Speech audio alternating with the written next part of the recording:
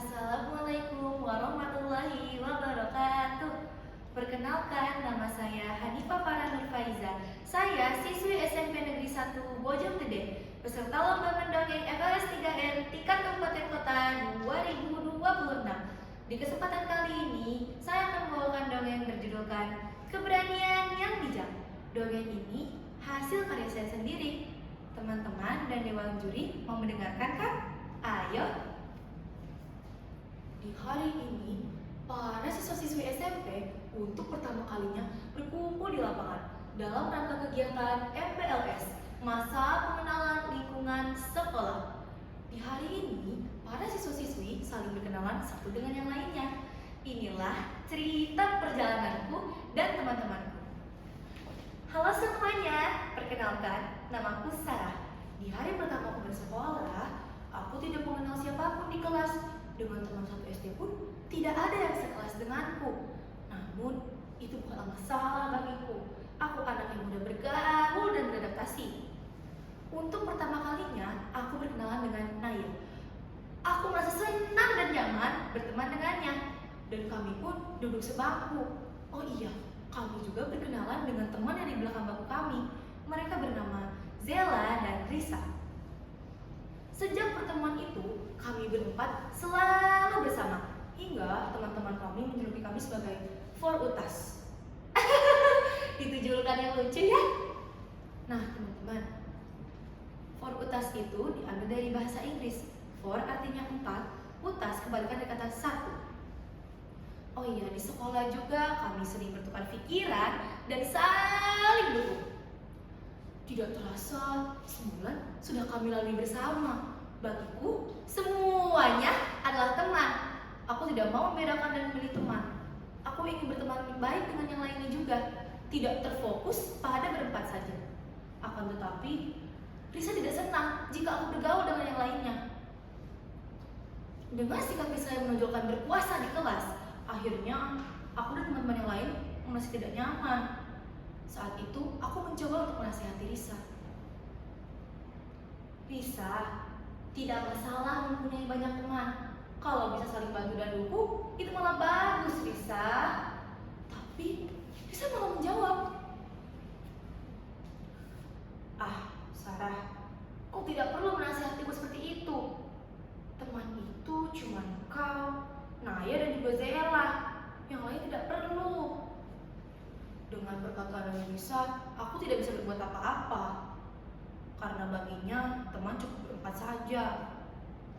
Di suatu ketika, di jam istirahat, kami berempat sedang mengobrol. Saat itu, Naya berbicara. Teman-teman, bentar ya, aku pengen ke toilet. Saat itu juga, aku pun ingin ke toilet. Dan Zella pun ingin ikut bersama kami. Akhirnya, kami bertiga pun pergi ke toilet bersama. Tersisa Risalah yang sendirian di kelas. Di antara kami berempat, hanya Naya lah yang membawa handphone pada saat itu. Di sekolah kami tidak diizinkan murid-murid membawa handphone. Namun Naya sudah izin kepada guru piket untuk membawa handphone di hari itu, agar bisa menelpon orang tuanya jika sudah tidak kuat lagi mengikuti pelajaran. Saat kami bertiga pergi, Risa berinisiatif mengambil handphone Naya yang ada di dalam tas Naya. Dia mengambil handphone itu dan memainkannya. Wah, bagus banget ya handphone si Naya. Aku mainin aja deh. Yah! Aku nggak sengaja. Nggak ada yang lihat kan? Aku balikin aja deh.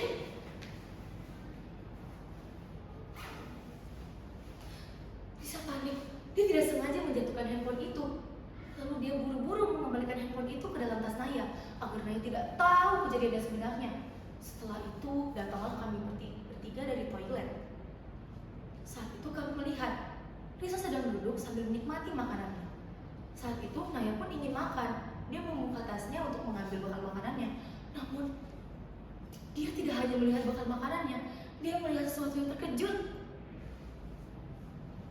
Mana yang bekal makananku? Hah? Kok bisa retak? Teriakan dari Naya sungguh besar, membuat aku langsung bertanya padanya. Nay, kenapa sih teriak-teriak? Apa yang retak? Naya tidak menjawab apapun, dia hanya menangis.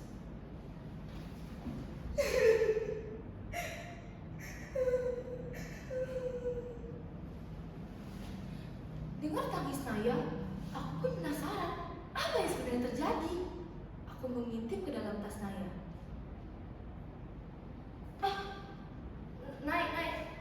Aku nggak tahu apa soal handphone itu. Kok bisa retak sih? Aku, Zela dan kamu kan pergi ke toilet tadi. Lisa, kamu kan yang sendirian di kelas. Kamu melihat ada yang ke bangku Naya nggak? Atau ada yang mendekati bangku Naya ketika kami pergi? Mendengar pertanyaan dariku, Lisa terkejut. Wajahnya gugup. Dia menjawab dengan suara yang terbata-bata.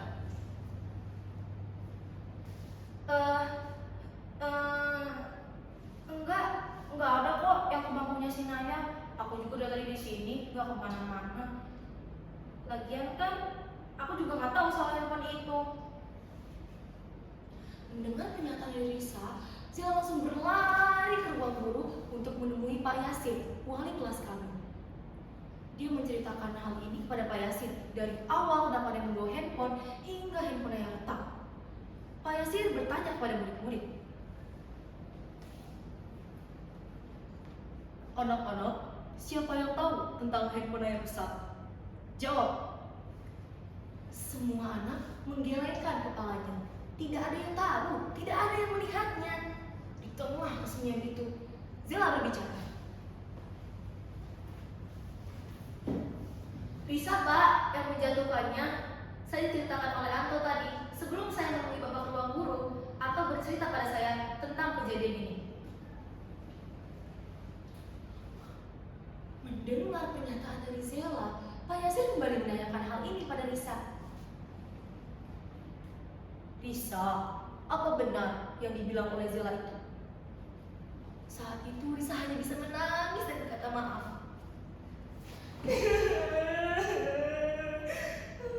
Maafin aku, Naya. Aku yang mengambil kembalikan handphone itu. Dan aku juga yang membuatnya tidak sengaja retak. Aku bingung, Naya. Aku nggak punya uang.